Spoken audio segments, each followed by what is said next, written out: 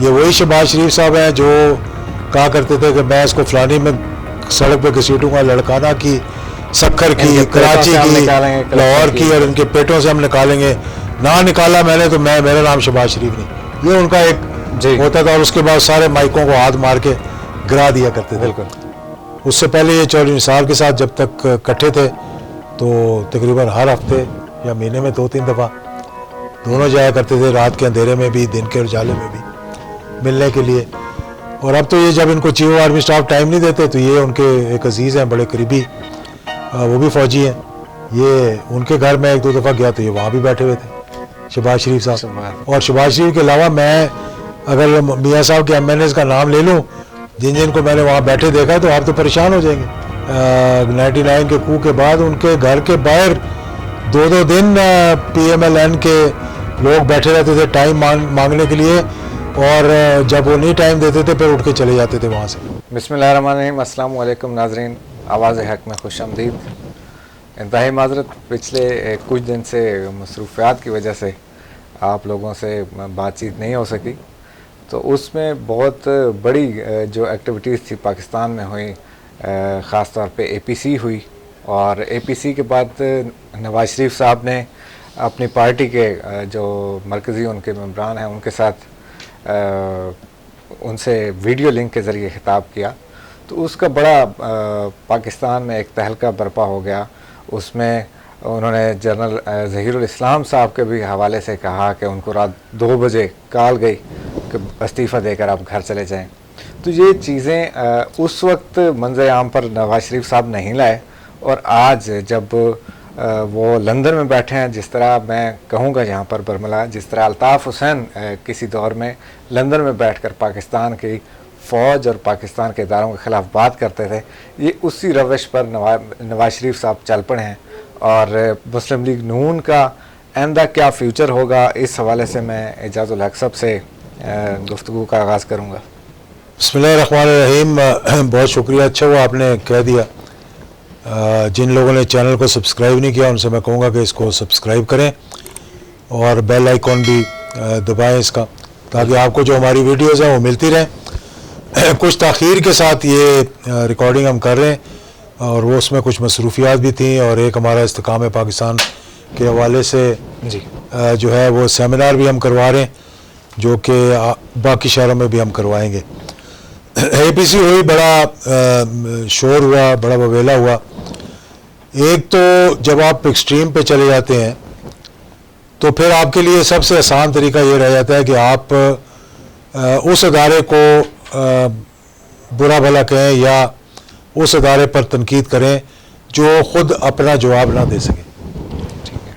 میں نے یہ بات پہلے بھی کہی تھی کہ وہ جو ایک بیان D G I S P R صاحب کا آیا تھا، بالکل وہ بھی نہیں آنا چاہیے تھا میرے مطلب سیاست کے حوالے سے جو میں دیکھ رہا ہوں، کیونکہ یہ سیاسی گفتگو تھی، سیاسی معاملات تھے. اور وہ D G I S P R کی جگہ کوئی بھی بتا سکتا تھا کہ زبیر صاحب ملے، بلکہ وہ خود بھی کہتے کہ ہاں میں ملا تھا، کس حوالے سے ملا تھا. جی اب یہ اے پی سی جو ہے نا ایک ماضی میں بھی ہوئی تھی، میں اس سے شروع کرتا ہوں، بالکل، جس کو میں نے بڑے قریب سے دیکھا تھا. پھر ایک مساق جمہوریت بھی ہوا تھا، سارے پاکستان کو پتہ ہے. اور اس کے اندر پھر اس کے بعد اے پی سی ہوئی تھی، مولانا فضل الرحمان صاحب بھی لندن میں تھے، اور بھی کچھ لوگ گئے ہوں گے.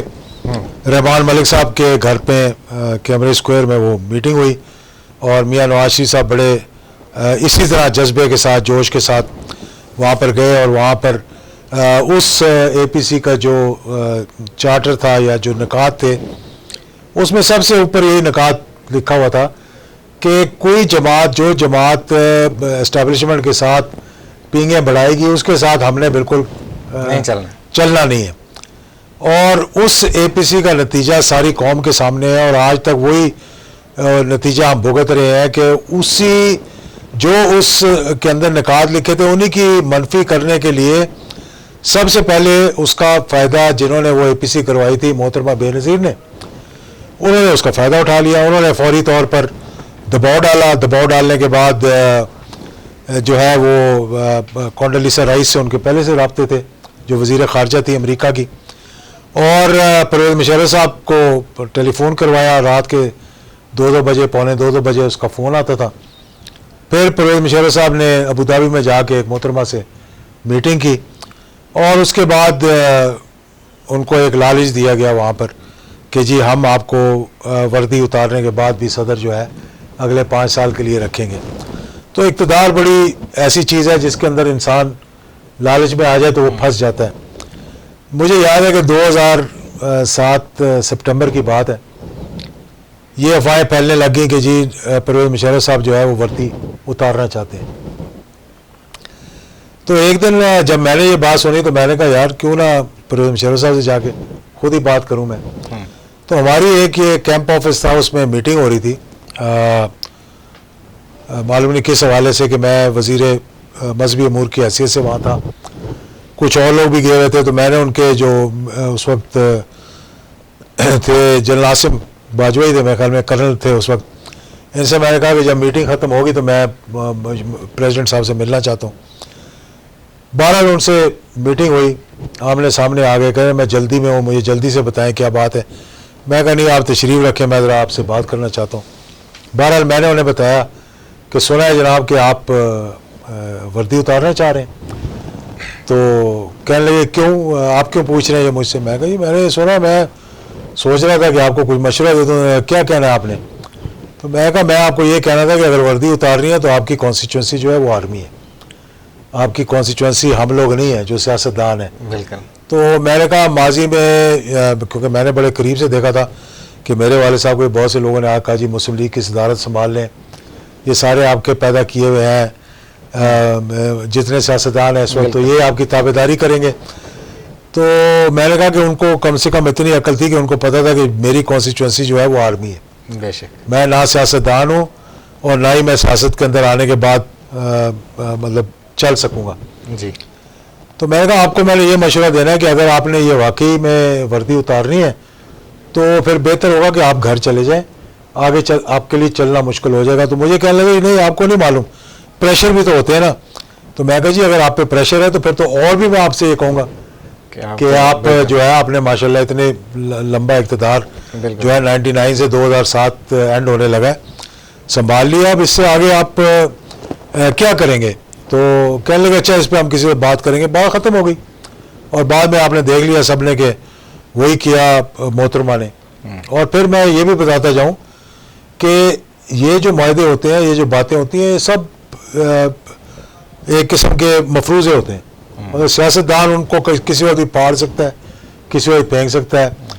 मोहतरमा के साथ जब ये NRO हुआ और बातचीत हो गई तो परवेज़ मुशर्रफ साहब ने कहा कि आप इलेक्शंस के बाद पाकिस्तान आएंगी, और उन्होंने तय कर लिया ये बात।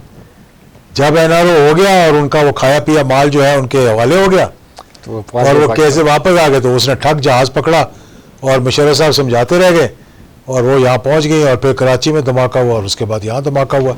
अब उसके पीछे कौन था? अगर 5 साल की हुकूमत पीपल्स पार्टी की ना ढूंढ सकी कातलों को तो उस पर हमारा कहना तो मतलब बनता ही नहीं है। जिस तरह हम भी ये मुतालबा करते रहे और मुझे बड़ा दुख हुआ था उस हादसे का भी जी, और उस वक्त भी हम ये कहते रहे कि जनाब इस वक्त तो आपकी अपनी हुकूमत है, कम से कम कातलों को तलाश करें। बहरहाल इसी तरह से उस APC के बाद APC करवाने वालों ने NRO किया और उसके बाद नवाज शरीफ साहब उनकी शक्ल देखते रह गए। अब क्या हुआ है कि अब एक और APC हुई है, इसके भी निकात पढ़ लें उसके भी निकात पढ़ लें, वही चीज़ें सारी की सारी, सो इक्का दुक्का तब्दीली है। और आज मेरी बात भी नोट कर लें क्योंकि हम अपने चैनल पे ये गुफ्तगू कर रहे हैं कि आप देख लेंगे कि अभी APC के स्याही सूखी नहीं है। तो आपने देख लिया कि जितनी खुशी जरदारी साहब को हुई है इससे, नवाज शरीफ साहब के तकरीर से, उतनी मेरा नहीं ख्याल कि पाकिस्तान का काम पूरा हो गया किसी और को हुई होगी। उनका काम घर बैठे बैठे हो गया। बिलावल साहब ने जहाज़ पकड़ा और पहले दुबई चले गए, वहाँ जाके एक दो मीटिंग्स की उन्होंने, उसके बाद लंदन चले गए, वहाँ 14 दिन का पहले क्वारंटाइन करना पड़ता है। उसके बाद फिर वो जो जिससे भी मिलने गए वहाँ मियाँ नवाज शरीफ से, जिससे उसके बाद ही वो मिलेंगे उसको। और वहाँ फ़ाइन भी बड़ा सख्त है आजकल और वहाँ स्पाइक भी आई हुई है। तो अच्छा तो ये होता कि वो इस वक्त UK ना जाते, वापस आ जाते पाकिस्तान में। देखना ये कि 11 तारीख के जलसे में अब बिलावल भुट्टो साहब शरीक होते हैं। اب انہوں نے کیا کیا, انہوں نے پیپلز پارٹی نے اس وقت یہ ٹاسک لیا ہوا ہے کہ نون لیگ والوں کو اتنا اکساؤ کہ وہ جتنی گالیاں اسٹیبلشمنٹ کو دے سکیں. ان میں ان کے چھوٹے چھوٹے کرندے جو ہیں, جو جا کر ان کی وہ جو ایک مشاورتی مجلس بنی ہوئی ہے ان کی, ایک کوئی اسپیشل گروپ بنا ہوا ہے, پتہ نہیں کیا نام دیا ہوا اس کو, اس میں جا کے بیٹھتے ہیں, جو حال ہی میں جس میں طے ہوا کہ ہم 11 تاریخ کو یہ کریں گے اور فلانی تاریخ کو یہ کریں گے.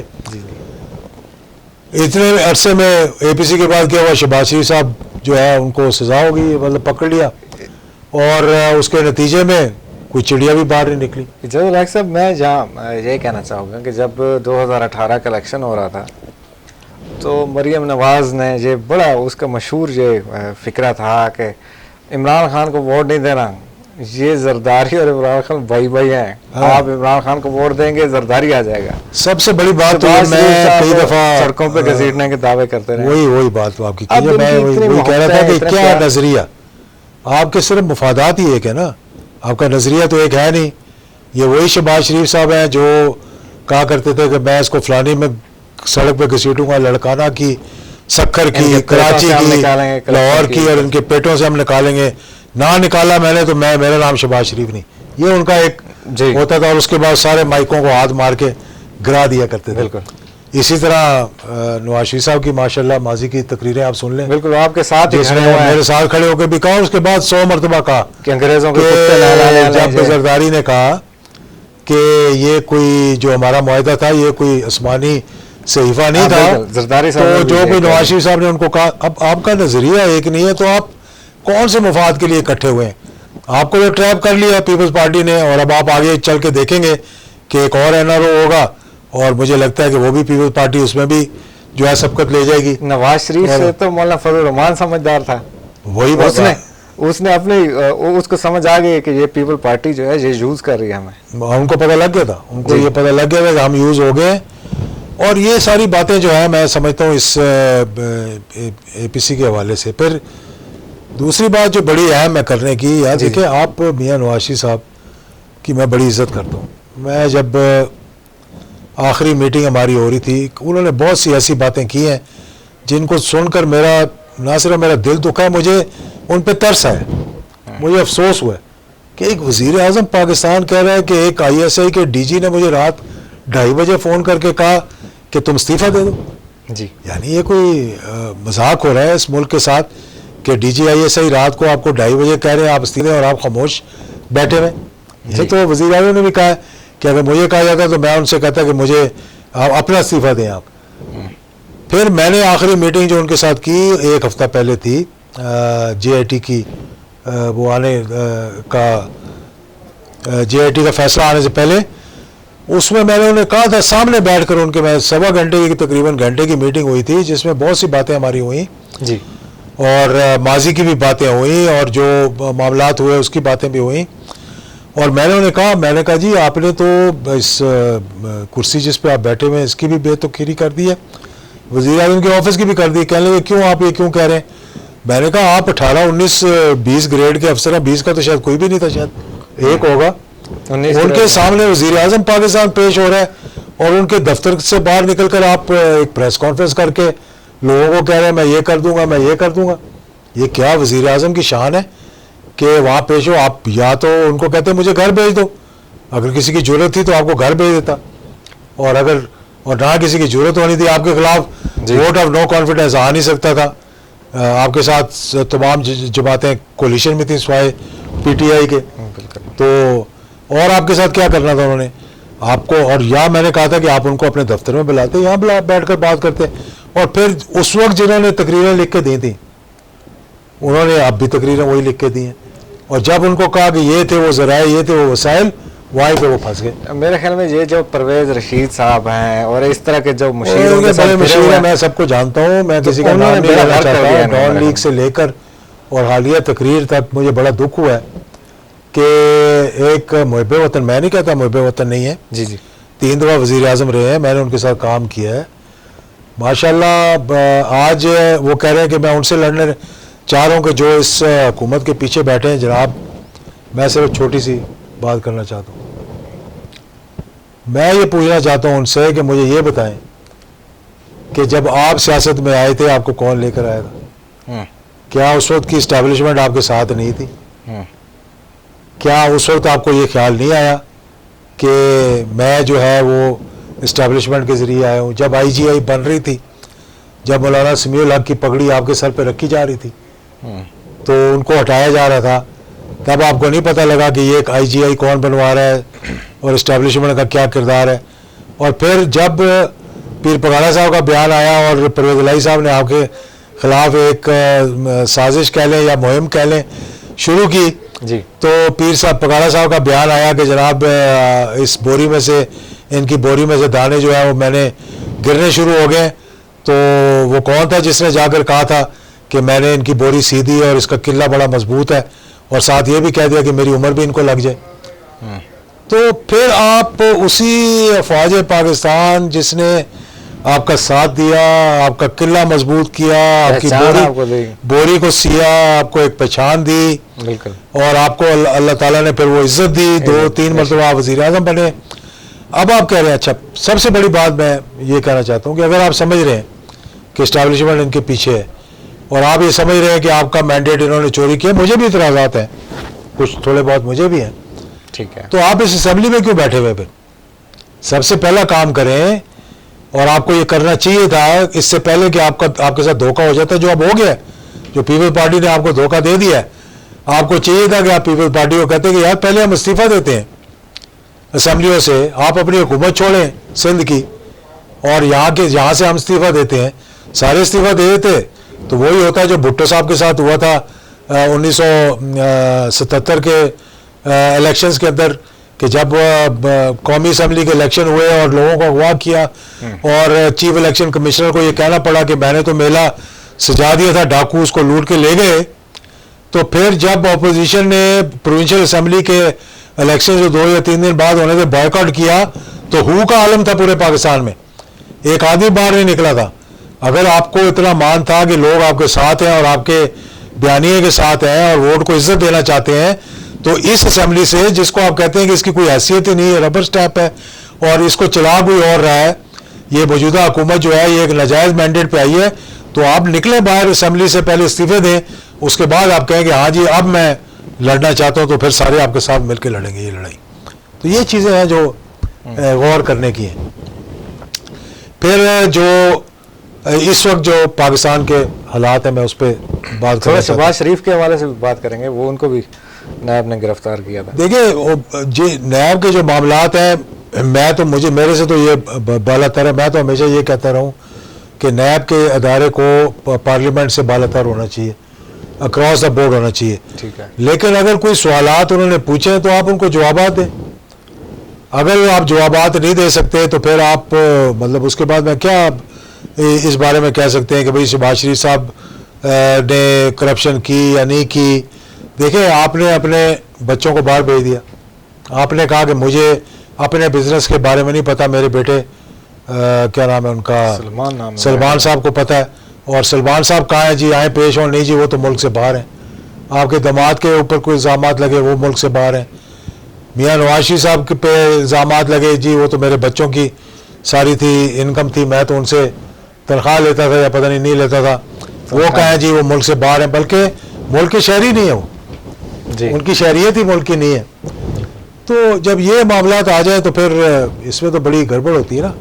جو بات میں کرنا چاہتا ہوں کہ یار آپ اپنی لڑائی لڑیں عمران خان کے ساتھ لڑیں، آپ اپنی لڑائی لڑیں اعجاز الحق کے ساتھ لڑیں. اگر آپ سمجھتے ہیں کہ ہم نے تو آپ کا 5 سال ساتھ دیا تھا، دھرنے میں آپ کے ساتھ کھڑے ہوئے تھے، میاں صاحب کے ساتھ کھڑے ہوئے تھے، اور 2 مہینے پہلے کیا ہوا کہ ہمارے خلاف بھی آپ نے اپنا کینڈیڈیٹ کھڑا کر دیا، جو 5 سال کہتے رہے، سینٹ کے ووٹ لیتے وقت بھی کہتے رہے کہ ہم ساتھ چلیں گے.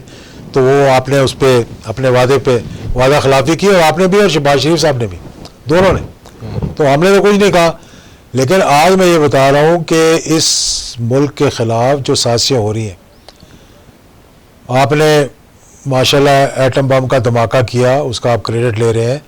مجھے پتہ نہیں ہو ٹوما ہاک میزائل جو کہ ابھی مبارک سمرقند صاحب نے بھی کہہ دیا، وہ بھی آپ نے بنائے ہوں گے، وہ اس کا آپ کو نام ہی نہیں یاد تھا کہ کون سا میزائل دیکھ کے بنایا تھا. تو پھر آپ نے مدد لی اپنے ساتھ کھڑے ہوئے ساتھی سے. جو ہمارے بھائی بھی ہیں. تو میں آپ کو اب یہ کہنا چاہتا ہوں کہ اس میں ملک کے خلاف ایک بہت بڑی سازش ہو رہی ہے. گلبشن جادیو جیسے لوگ یہاں پر بڑے ایکٹیو ہیں. 5th جنریشن وارفیئر شروع ہے. یہاں پر آپ نے دیکھا کہ جو دہشت گردی ہوئی اس ملک کے اندر، میاں صاحب آپ کے زمانے میں ہوئی، آپ کے زمانے میں نیشنل ایکشن پلان بنا، آپ کے زمانے میں APS پہ حملہ ہوا، آپ نے APC بلائی، نیشنل ایکشن پلان بنایا، کتنے لوگ 80,000 لوگ شہید ہوئے اس کے اندر. کیا ہمیں معلوم نہیں ہے کہ یہ کون کروا رہا تھا؟ یہ کون کروا رہا تھا پاکستان کے خلاف؟ یہ کوئی طالبان افغانستان کے تو تھے نہیں، نہ یہ مجاہدین تھے افغانستان کے. یہ تو وہ فنامنن تھا جو کہ پیسے لے کر ہمارا دشمن جو ہے اس میں ساری ایجنسیاں اکٹھی ہو گئیں، افغانستان میں ٹریننگ لے کر، پیسہ لے کر، اسلحہ لے کر اپنی ہی فوج کے خلاف لڑ رہے تھے. اور یہاں آپ کے ساتھی جو APC میں بیٹھے ہوئے ہیں مولانا فضل الرحمان صاحب نے اسمبلی میں کھڑے ہو کر کہا کہ یہ جو دشمن ہے دہشت گرد ہے، یہ مرگلا کی پہاڑیوں تک پہنچ چکے ہیں. تو پھر نیشنل ایکشن پلان بنا اور پھر وہ APC کی میٹنگ ہوئی. تو آج آپ کہہ رہے ہیں جی کہ آپ کی لڑائی جو ہے وہ عمران خان سے نہیں ہے، آپ کی لڑائی فوج کے ساتھ ہے یا اسٹیبلشمنٹ کے ساتھ ہے یا ان کے ساتھ ہے جو ان کے پیچھے کھڑے ہوئے ہیں. اور اب آپ یہ سمجھتے ہیں کہ آپ گفتگو کریں گے اور جو ترجمان ہے فوج کا وہ آپ کو جواب دینا شروع کر دے گا، تاکہ آپ جس طرح زرداری کو لڑکانہ کی اور وہ شہباز شریف صاحب گھسیٹنا چاہتے تھے کراچی کی اور لاہور کی سڑکوں پر، تو آپ چاہتے ہیں کہ فوج کے ترجمان کو بھی اسی طرح کی باتیں کر کے آپ گھسیٹنا شروع کر دیں کہ رات کے 2:30 بجے مجھے فون آیا کہ استعفیٰ دے دو. یہ کبھی DGISI نے یہ کیا؟ اگر کرنا ہوتا تو آپ کے پاس آتے، چیف آرمی اسٹاف آپ کے پاس آتا، وہ آپ کو پہلے بتاتا کہ جناب یہ معاملات ہیں. اور پھر ماضی کے اندر ہمارے سامنے جتنے جھگڑے ہوئے، جتنی غلط فہمیاں پیدا ہوئیں، چاہے وہ آصف نواز صاحب تھے، وحید کاکڑ صاحب تھے، جہانگیر کرامت صاحب تھے، اس کے بعد پرویز مشرف صاحب تھے. ہم نے تو بڑا قریب سے اس سارے معاملے کو دیکھا نا، تو ہمیں تو معلوم ہے وہ ساری چیزیں کیسے ہوئیں، کیوں ہوئی، کس نے آپ کو غلط گائیڈ کیا، اور آپ کے کچھ دوست جو آپ کو یہ سمجھاتے رہے ان کو آپ نے اپنے آپ سے دور کر دیا، بلکہ پارٹی سے ان کو نکال دیا.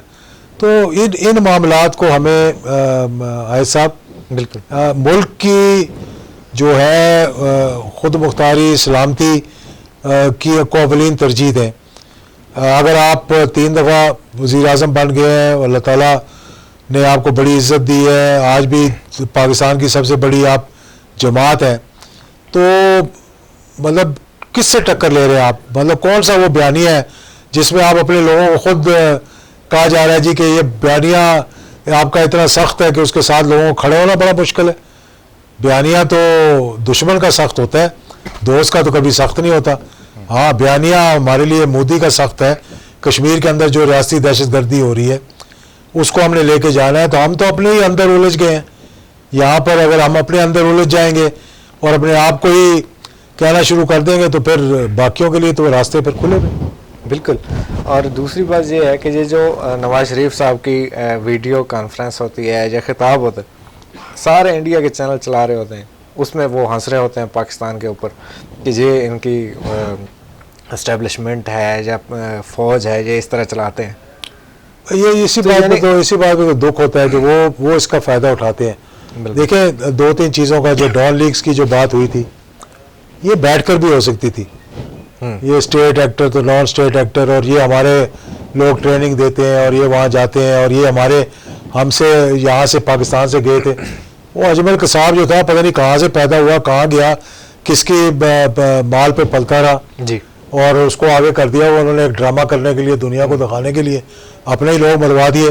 اپنے لوگوں کو نہیں مرواتے، لوگ ڈالنے کے لیے. یاد ہو ضیاء الحق شہید کا طیارہ جب حادثہ ہوا تو اس میں امریکہ کے سب سے بڑے 2 افسر بیٹھے ہوئے تھے، ان کو مروا دیا ساتھ ہی.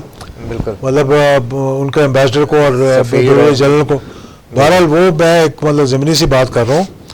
تو یہ میں جو بات ہے وہ یہ ہے کہ ہمیں یہ چیز دیکھنی چاہیے کہ یہ معاملات ہم کیوں اس قسم کے بیان دے رہے ہیں اس ٹائم پر، جبکہ ہندوستان جو ہے وہ کشمیر کو ہڑپ کرنے کی کوشش کر رہا ہے، جبکہ وہ مسلمانوں کے ساتھ اتنی زیادتی کر رہا ہے، جبکہ افغانستان کے اندر امن ابھی قائم ہونے کو جا رہا تھا، جا رہا ہے. یہ ساری چیزیں، آپ ایک اسٹیٹس مین ہیں، آپ اس ملک کے مطلب ایک سرپرست کہہ سکتے ہیں ایک اسٹیٹس مین کی حیثیت سے، کہ اتنا آپ کو ایکسپیرئنس ہے حکومتوں کا، اور ساری چیزوں کے آپ بیچ میں سے گزرے ہیں، تمام معاملات میں سے. اور شاید آپ کو اسی لیے شک و شبہات آئے ہیں کہ موجودہ صورتحال میں بھی اسٹیبلشمنٹ اسی طرح کر رہی ہوگی جس طرح ماضی میں میرے ساتھ کیا، یا جو بھی غلط فہمیاں ہیں یا باتیں ہیں ذہن میں. تو یہ بھی بات میں آپ کو بتا دوں کہ آپ نے منع کیا لوگوں کو ملنے سے، اس کے بعد وزیر اعظم صاحب نے بھی منع کر دیا لوگوں کو ملنے سے کہ جی اسٹیبلشمنٹ کے ساتھ نہیں ملنا. کون سا کوئی پہلے آپ سے پوچھ کے مل رہے تھے. اور یہ بھی بتا دوں کہ آپ کے بیان دینے کے بعد کتنے لوگ ملے، کتنے لوگوں کی گفتگو ہوئی ہے، کتنے لوگ ٹائم مانگ رہے ہیں ابھی بھی. تو یہ تو ایک چیز جو ہے وہ چلتی رہتی ہے، آپ اس بات کو روک نہیں سکتے. جب آپ کے بیٹھے ہوئے نیشنل ایکشن پلان بن رہا تھا، چیف آف آرمی اسٹاف بھی بیچ میں بیٹھے ہوئے تھے، D G I S I بھی بیچ میں بیٹھے ہوئے تھے. اب جب گلگت بلتستان پہ میٹنگ ہوئی ہے تو وہ بھی فوج نے بلائی ہے. ہماری ڈیفنس کمیٹی کو جب نیشنل سیکورٹی میں بریفنگ دی گئی تب بھی فوج نے دی. آپ کے ہوتے ہوئے جو دہشت گردی کے خلاف جنگ تھی اس کی جب بریفنگ دی گئی تو آپ نے ساری پارٹیز کے جو پولیٹیکل لیڈرز تھے ان کو آپ نے بلایا اور اپنے ساتھ بٹھایا، اور اس میں راحیل شریف صاحب بھی تھے، ڈی جی ایم او بھی تھے، D G I S I بھی تھے، پریزنٹیشن بھی ہوئی، سب کچھ انہوں نے بتایا، اور اس کے بعد پھر اس پہ آپ نے شاید ایکشن بھی لیا ہوگا. اچھا جاوید الحق صاحب، یہ ابھی جو اس وقت چل رہا ہے پاکستان مسلم لیگ نون کے حوالے سے بہت ساری یہ باتیں ہو رہی ہیں کہ شین لیگ ایک آ جائے گی، یعنی تقسیم ہو جائے گی شہباز شریف کے حوالے سے. اور یہ پاکستان کے سینئر سیاستدان ہیں شیخ رشید صاحب، انہوں نے اس کا کہا ہوا ہے کہ جناب یہ دسمبر سے 31 دسمبر کا انہوں نے ڈیڈ لائن دے رکھی ہے، اس سے پہلے یہ دو پارٹیاں بن جائیں گی. دیکھیں شیخ رشید صاحب تو اس قسم کی باتیں وہ کرتے رہتے ہیں. وہ ان کی ایک یہ ان کا سٹائل ہے سیاست کا کہ مطلب بات کر دی اور پھر بھول گئے. جی میں شین اور میم کی بات نہیں ہے کہ شین اور نون ہے، بات یہ ہے کہ ایک خود انہوں نے اعتراف کر لیا میری بہن مریم نواز نے کہ بیانیہ ہی فرق ہے. انہوں نے کہا کہ جو شہباز شریف صاحب ہیں وہ چاہتے تھے کہ ہم ایک نرم بیانیہ رکھیں، میرے اور میرے والد کا بیانیہ جو ہے وہ بہت لوگ اس کا بوجھ نہیں اٹھا سکتے.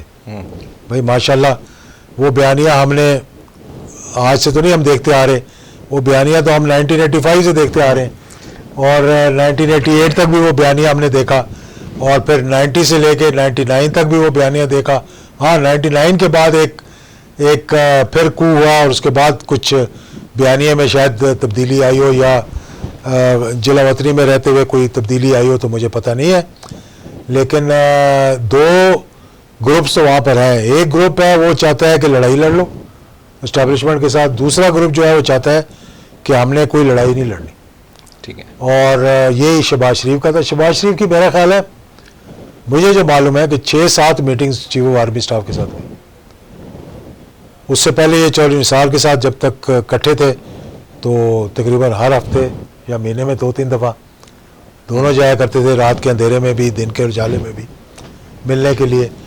اور اب تو یہ جب ان کو chief of army staff time نہیں دیتے تو یہ ان کے ایک عزیز ہیں بڑے قریبی، وہ بھی فوجی ہیں، یہ ان کے گھر میں 1-2 دفعہ گیا تو یہ وہاں بھی بیٹھے ہوئے تھے شہباز شریف صاحب. اور شہباز شریف کے علاوہ میں اگر میاں صاحب کے ایم این ایز کا نام لے لوں جن کو میں نے وہاں بیٹھے دیکھا تو آپ تو پریشان ہو جائیں گے کہ نواز شریف کے یعنی نوٹس میں ہوگا.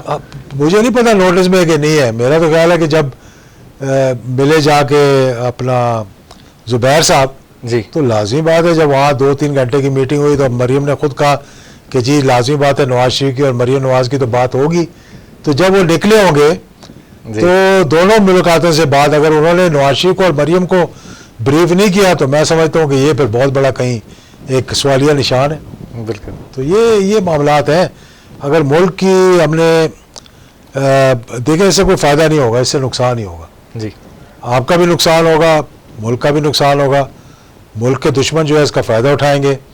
اور پھر ایک نئی بات کرتے ہیں جی کہ جس طرح منڈیلا نے ساؤتھ افریقہ کے اندر ایک ٹروتھ اینڈ ریکنسیلیشن کا پیکٹ کیا، اس طرح یہاں بھی ایک ٹروتھ اینڈ ریکنسیلیشن ہونا چاہیے. کس چیز کا ٹروتھ اینڈ ریکنسیلیشن ہونا چاہیے؟ کہ ہم ماضی میں فوج کے ساتھ مل کے حکومت کی، آئندہ نہیں ملیں گے. جو چارٹر کے اندر آپ نے لکھ دیا، نکات کے اندر لکھ دیا. کون ہے جو ذوالفقار علی بھٹو کو دیکھ لیے، اس کا ڈیڈی کون تھا، کس مسلم لیگ کے سیکرٹری جنرل تھے وہ. اس کے بعد حکومت آئی، فوجی حکومت آئی، اس کے بعد پھر الیکشن ہوئے، پھر ذوالفقار علی بھٹو صاحب آ گئے. انہوں نے کسی چیف آرمی صاحب کو، ایئر چیف کو پکڑ کے بند کر کے نکال دیا، اور پھر بعد میں جو ہوا 77 میں وہ آپ لوگوں کے سب کے سامنے ہے. جی. اس کے بعد 77 میں کو ہو گیا. اس کے بعد ماشاءاللہ پہلی جو حکومت بنی اس میں بہت سے پاکستان کے سیاستدان تھے، مطلب میجورٹی آج بھی پارلیمنٹ کے اندر بیٹھی ہوئی ہے. اسی لوکل باڈی سے جو لوگ نکلے وہی آج بھی پارلیمنٹ کے اندر بیٹھے ہوئے. تو مطلب ان کو معلوم ہے کس کو فون کر کے کیا کام کروانا ہے، اور ایم ایل ایز کو بھی پتہ ہے کس کو فون کر کے کیا کام کروانا ہے. اگر ان کو اتنا مسئلہ تھا کہ جی ہم نے نہیں ملنا، تو پھر یہ رات کے اندھیروں میں، اور 99 میں جب کو ہوا، مجھے معلوم ہے کہ اس وقت کے جو ہمارے دوست تھے انٹیلیجنس کے، 99 کے کو کے بعد ان کے گھر کے باہر 2 دن پی ایم ایل این کے لوگ بیٹھے رہتے تھے ٹائم مانگنے کے لیے، اور جب وہ نہیں ٹائم دیتے تھے پھر اٹھ کے چلے جاتے تھے وہاں سے. تو یہ پاکستان کی تاریخ ہے. اب اس کو کیوں چھیڑے ہم؟ جی. کوشش یہ ہونی چاہیے کہ آپ ایک صاف ستھری پولیٹکس کریں. بالکل. اور میں سمجھتا ہوں، میں یہ تجویز پیش کروں گا دوسرا حکومت کو بھی اور اپوزیشن کو بھی، کہ چند ایک چیزیں اپنے سے بالا تر کر دیں. جیسے یہ اکاؤنٹیبلٹی کا پروسیس ہے، اس کو پارلیمنٹ سے بالا تر کر دیں. جوڈیشل اکاؤنٹیبلٹی بنا لیں. الیکشن کمیشن کی جو تشکیل ہے اس کو بھی اپنے سے بالا تر کر دیں. کیونکہ آپ نے یہ دیکھ لیا ماضی میں کہ آپ دونوں کی مرضی سے ہی جو نیب کے سربراہ لگے، جی، پھر آپ نے انہی پر اعتراض شروع کر دیا. آپ دونوں کی مرضی سے ہی پوری الیکشن کمیشن بنی اور آپ نے ان پر بھی اعتراض شروع کر دیا. تو کیوں نہ ہم سیاستدان جو آپ دے ہوں اور اپنے سے بالا تر ایک ایسا ادارہ بنائیں جو ہر کسی کی جو ہے وہ احتساب کر سکے. بالکل.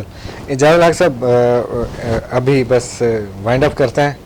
تو استحکام پاکستان منعقد کیا جا رہا ہے کل 4 اکتوبر کو آرٹ کونسل راولپنڈی میں، اور پھر 11 کو میرے خیال میں لاہور ہے. جی 11 یا 12 کو لاہور رکھیں گے انشاءاللہ.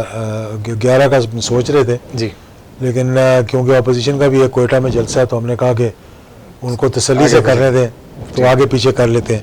ٹھیک ہوگا. وہ یہ نہ لگیں کہ ہماری اٹینشن ڈائیورٹ کرنے کی کوشش کر رہے ہیں، یا کسی نے کہا فرمائش کر دی ہے تو ہم یہ نہیں کرنا چاہ رہے تھے. دیکھیں اس وقت جو کشمیر کے حالات ہیں، جو آج صاحب کوئی 2.5 ارب روپے کے قریب جو میری معلومات ہیں جی، پاکستان کے اندر بھیجا گیا ہے باہر سے فرقہ واریت کو ہوا دینے کے لیے. اور آپ نے دیکھ لیا کہ اس دفعہ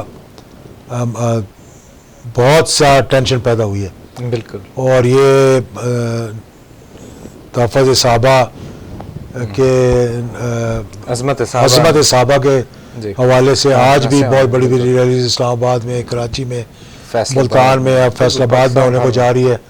18 تاریخ کو کہیں لاہور ناصر باغ میں ہے. تو یہ چیزیں پھر ایک دوسرے کے خلاف بات کرنا، دیکھیں دشمن نے یہ دیکھ لیا ہے کہ پاکستان کو ہم کمزور نہیں کر سکے. ہم نے 80,000 لوگوں کو شہید کر دیا، ایک اندرونی جنگ شروع کروا دی ساری دنیا نے مل کر کہ شاید پاکستان، اللہ کا شکر ہے کہ افواج پاکستان اس اتنی مضبوط ہے کہ اس نے سارا اپنے اوپر یہ جھیل لیا. اور آج بھی ہمارے نوجوان کپتان اور لیفٹیننٹ شہید ہو رہے ہیں. میں تو سمجھتا ہوں کہ ہمیں ان کا سوچنا چاہیے بے شک، جو ہمارے کل کے لیے اپنی آج قربان کر رہے ہیں. ہمیں تو ان کی بھی فکر نہیں ہے. ہم تو ہر کسی کو بجائے سلوٹ مارنے کے یار کہ تم ہمارے لیے اپنی جان کی قربانی دے رہے ہو، ہم تنقید شروع کر دیتے ہیں. اور کوئی فوج جو ہے وہ جذبے کے بغیر نہیں لڑ سکتی جب تک کہ ایمان تقویٰ جہاد فی سبیل اللہ کا جذبہ نہیں ہوگا. بے شک. اور کوئی فوج نہیں لڑ سکتی جب تک کہ لیڈر آگے لیڈ نہ کرے ان کو، اور پیچھے قوم نہ کھڑی ہو. پیچھے قوم نہ کھڑی ہو ان کے ساتھ. تو آج قوم جب کھڑی ہوئی ہے فوج کے ساتھ ہر معاملے میں، تو ہمیں بھی ایز سیاستدان ان کے ساتھ کھڑے ہونا چاہیے. جی. تو इन चीज़ों को देखते हुए और फिर ये जो गुफ्तगू शुरू हो गई है हाल ही में, जो सियासी इंतशार पैदा हो गया है, इसमें हम पाकिस्तान को कमज़ोर देख रहे हैं और इसके खिलाफ साजिशें हो रही हैं। उनको रोकने के लिए हमने इस्तेकाम पाकिस्तान के हवाले से अब शुरू किया है कुछ प्रोग्राम करने के लिए। इंशाल्लाह सेमिनार्स हैं, कल भी है हमारा, 11 को भी होगा या 12 को होगा, उसके बाद हम एक पेशावर में करेंगे, कराची में करेंगे और इंशाल्लाह इसको कन्वर्ट करेंगे ऐसा आगे जाके तहरीक इस्तेकाम पाकिस्तान। तो कि ये एक मुसलसल चले, इसमें ये नहीं है कि आपको लीड कौन कर रहा है और आप कौन सी जमात हो, जिसका जो पाकिस्तान के मुहब्बे वतन है हम सबको ऑन बोर्ड लेंगे।